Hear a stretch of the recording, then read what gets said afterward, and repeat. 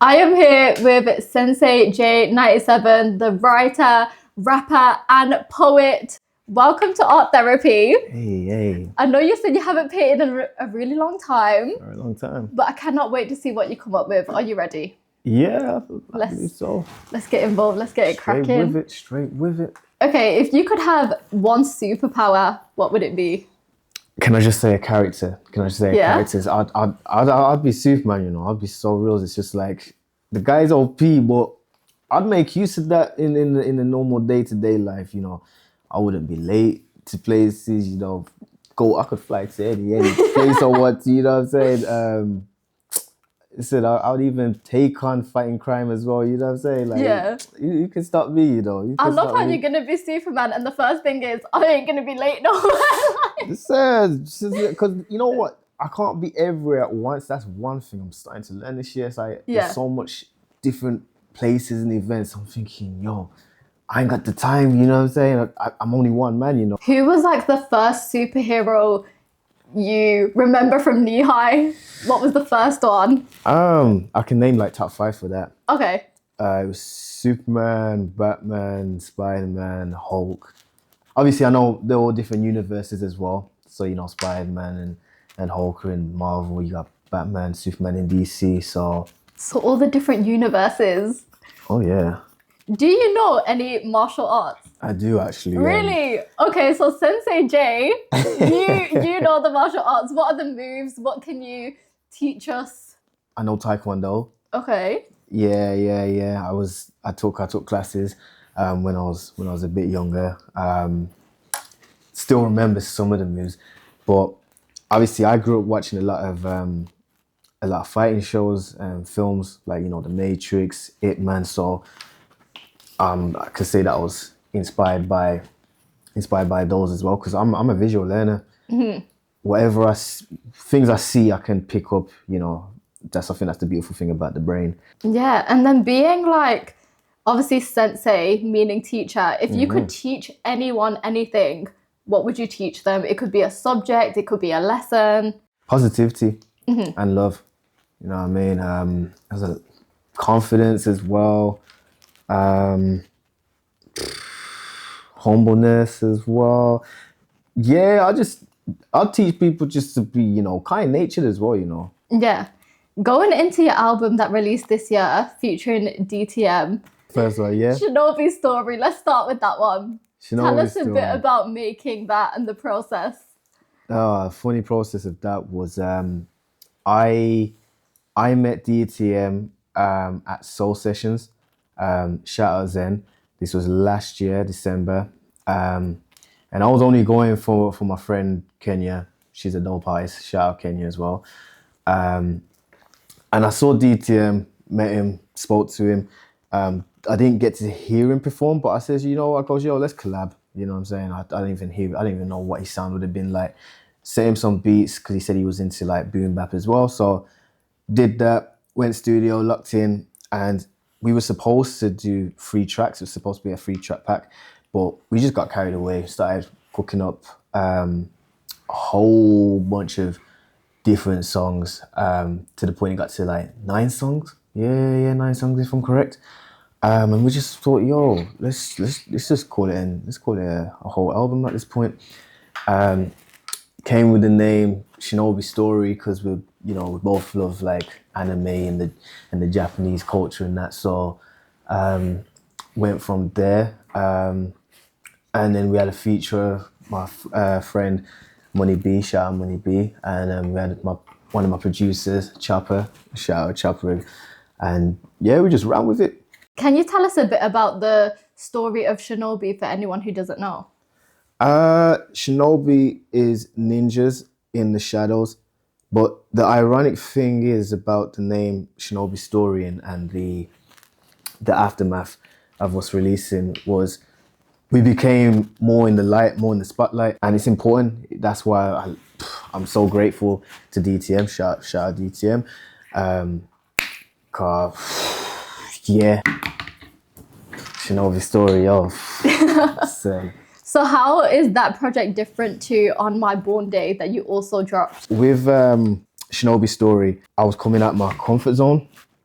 in the sense of I was rapping. It's just not. It wasn't just me rapping. It was I've got someone else, So I have to show my show, but not in a competitive way. In a sense of okay, I've got someone on a project that I'm rapping with. I've got to.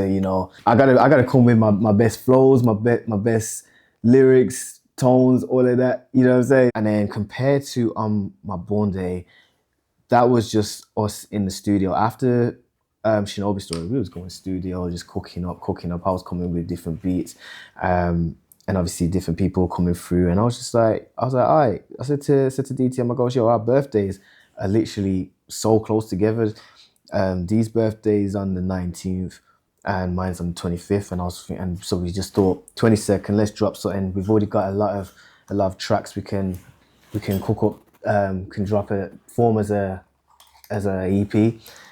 So we picked the best ones we liked, went from there, and yeah, it just felt like more of a celebration. DT he had so much confidence in it that he posted it to BBC Radio, and we got it played. So yeah, it was amazing. It was amazing. Obviously, we had Shinobi Story played as well on BBC Radio. It just made us think, yeah, we can do anything, if we just lock in, literally just lock in and believe. And that's the thing, is winter now is lock-in season. Whee! You have to. Tell me about it, especially for next year. Exactly, you got to get ready. How do you think your artistry's changed from like your first official release line? The growth has been crazy. That's what I can say. The growth has been a mazzoline. Like, it's scary to think, looking back on how I was as a starting up artist, like my flows, my lyrics. I'm proud of who I was then. Like, I'm not gonna shame or cringe my past self, because I'm thinking, we all start somewhere. It's a part of the journey. Yeah. You can't knock yourself, because we need to start somewhere to be somewhere, Exactly. And that's the most important thing about growth. So yeah, I can therefore say I've had more hunger, more understanding, more learning. How did you decide that was going to be your first official release? Because you had some songs before that, like Tiger Star, for example. So how did you know Line was going to be the first official drop? Oh my gosh, you really studied. Hey, with Line, that went through a lot of rewrites. So when it actually came to the actual recording, I think I was so happy and proud. I was like, yeah. And with Lion, I remember my friend, he was just saying, yo, the hook he loved the hook. He said he loved it. He said it was one of my best hooks. And I was just like, yeah. I was like, you know what? It's a simple song in a sense. So it's crazy to think the evolution of my sounds now. So I really did love Line for what it was. That is sick to hear. In regards to like writing songs, doing freestyles, and then writing books, what's the creative process like? How do you kind of use the same skill but switch it up depending on the medium? You know what? I feel like it's all about how you're feeling and where you're at as well creatively. Because if I'm in the mood to write like one of my books, I'll just have to just lock in, tap in. Like, that's why I go cinemas a lot. Like, a lot of people always say, oh, you always like cinemas, da, da, da, da. And I'm thinking, yeah, car, that's my fuel. It's also my relaxation, but it's my fuel at the same time. Car, when I watch films, I can't watch films normally. I'm breaking it down on how a writer would, see a film or their own film. So that's why I like to try. I'm trying to combine all my arts in different ways. You'll hear, like, if you hear my songs, I'll make a reference to a movie or a show or an anime or a comic, and that's just because of my creative absorption. That makes sense. What film have you watched recently that sparked that within you? It's funny you saying that, because obviously Cineworld's been dropping a lot of old school films, like rewinds, and they did a Spider-Man 2 director's cut. So I heard about that. Yeah, that was the first time everyone has seen that film So I was like, I related to Spider-Man so much in the sense of, you know, he wants to be Spider-Man, but he's trying to balance his life. He's trying to balance family, friends, relationship, education. How the world sees him. So I was thinking, yo, this is. I'm feeling it, and there's times when you think he could have been. Listen, that Tobey Maguire Spider-Man could have become a villain because the things he went through, it was dark. it was wickedness. Yeah. It was pure wickedness. I was Out like, of like the 3 Spider-Men, who do you think was the best one? you know what? It's not about who's the best one. To me, it's about who's the most relatable. And Tobey Maguire Spider-Man. After watching all 3 in cinemas, I just understood I saw the journey, and I was like, I feel like your sunglasses are like your signature look. I love it. Like whenever you catch you anywhere, you've got the sunglasses on. Do you think the sunglasses are part of your persona? You know how like her has the sunglasses. Would you say your sunglasses are part of your identity? without a doubt, without a doubt. Okay, so whenever you're ready to perform, sunglasses on, Sunglasses on. you're ready to hit the stage. Okay. And that's the thing, because a lot of people have said they're like, oh, they've noticed that I'm very introverted, keep to myself, sometimes shy, sometimes nervous, but when I'm on that stage with the shades, whew, it's a whole different person. You just thinking, people like, you said you was nervous, but look at you on this. I'm thinking, yeah, I don't know how to explain. The best way I've described it to people is like superheroes. You got your Peter Parkers, your Clark Kents, your Bruce Banners, but when the time is needed for them to become, Hulk, Superman, Spider-Man, rip It's the shirt. your version of the mask. Yeah. That when you put it like that, when you put it like that. Yeah. So with Spider-Man, do you think everybody can wear the mask? Do you think anybody could be Spider-Man? You have to have a good heart, the right heart, because ego is another thing as well. That was one thing I've had to learn quick, so I don't get lost. Because when you get a lot of praise and a lot of acclaim, it can get to your head. It can get to your head where you feel like no one can tell you anything. So you have to hone in have that humbleness. Remember where you started, how you started, and just not let the praise get to your head. Otherwise, it's long ego will just corrupt you. Yeah. What's like your coping mechanism through that? So if you've gone through something crazy like BBC's played your song and you think I need to humble myself, what do you do to humble yourself? I'll be so honest. I'm naturally humble. That's good. Even today, my friend was there saying, you should give yourself more credit. Everything you've done this year, it's been amazing. And I go, it's funny. Just last night, I was there saying, I should give myself more credit. It's mad how much things I've done, and I've just been so chill about it in a sense. And I just feel like obviously there's more to come. I know that with all my projects and ideas, I just have that humbleness installed in me. Yeah, it's just your nonchalant, calm nature, cool, calm, collected. Yeah. What do you want to do with the Brum Shido collective? See, Brum Shido, it ain't about me. Because I know some people probably think, oh, that's Sensei J's group, and it's not even, and that's not what I'm trying to do. I'm trying to put my peoples on. If you ride with me, you rise with me. That's how I see it. You win, I win, you win. So it's like I just want a proper foundation, because Birmingham has we got potential. You know what I'm saying? We do. Big potential. Big potential. A lot going on in this city. Come on now. Oh no, for reals. But I just feel like we need more of that foundation, like more of a representation, especially when it comes to like, let's say hip hop as well, or R&B. Like a lot of people, when they think Birmingham's music scene, they think grime or drill, but that's not all we are. No, I'm not even spitting or disrespecting grime or drill, cause it's still rap. But the hip hop scene in Birmingham is, it's different. It's different. Like Switchblade. Shout out Switchblade. Zarius, shout out them as well. They're just the talent is just so crazy that it's like, we don't have to be confined to to grime or drill just because it's big and out there.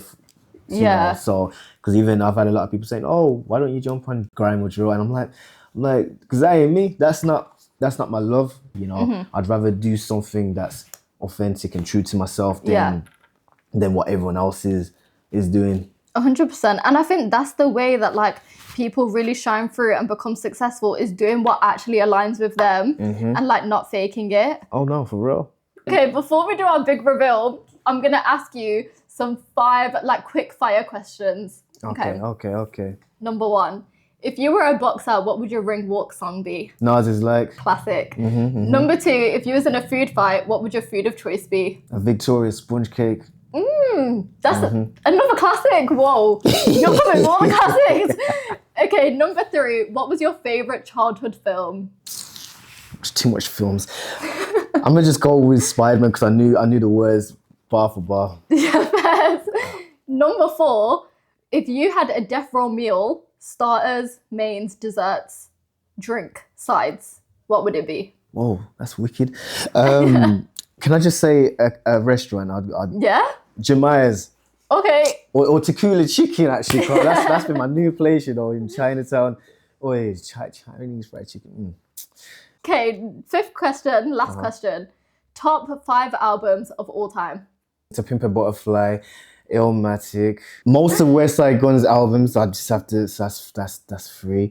Tyler the Creator, Call Me If You Get Lost. Mary J. Blige, My Life. Okay. Yeah. Great selections there across the board. Whoa. I'm saying I love Great music. taste. You know, I love music. A lot of people don't. Okay. Are we ready for the final reveal? So we're gonna hold it up and we're gonna do it 3, 2, 1. I think I'm ready. You got it. Yeah. Okay. 3, 2, 1. Oh my days! Hey! Classic look. That is crazy. Signature. Oh, whoa! Hey, the boy looks good, you know. Let's see yours. Whoa. Okay, explain your piece to the audience. Literally, space. I've just been in a thoughtful space mode, you know. I wanted to do planets, but I didn't know where to fit them in because I was like, you know, I want to have the little stars. Obviously, you got a sun. It's not our sun, but it's a sun. The pink little spiral, like it could dissipate like being like an alien organism, you know, full of life, just venturing through space. Yes. You know, so that's what I got with this. I hate to sound cheeky, but I feel like I need to take that home with me, you know. Yeah, you are. You're taking it home. I'm not gonna leave you here like empty-handed. Hey, what a day. The key to coming on the show, you have to do a painting and then we trade. Oh, that's a beautiful trade. So this is the final piece. Yeah. A masterpiece. I can't lie. Thanks, man. I don't feel like mine is as you know, as detailed and let me say beautiful as yours. Like, this is crazy. Nah, that is. I need to give you. If I had flowers, But thanks, man. That concludes art therapy. Rate your experience out of 10. 500. Oh, 500. we love to hear it. 500. Look at this. Yeah. Listen. Hey. Final piece.